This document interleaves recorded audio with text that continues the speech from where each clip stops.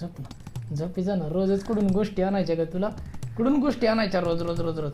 झोप झोप, डोळे बंद करून. अरे बंद कर, डोळे बंद कर. अरे डोळे बंद करून झोप.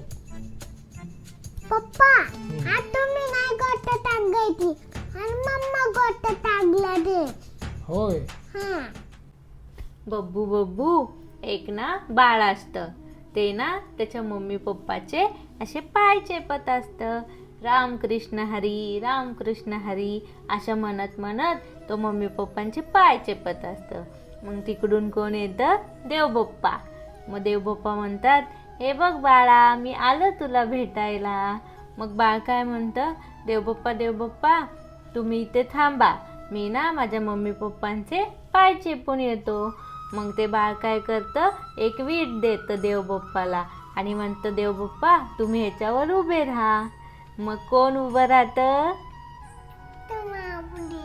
विठू माऊली. कसे उभे राहते? असे.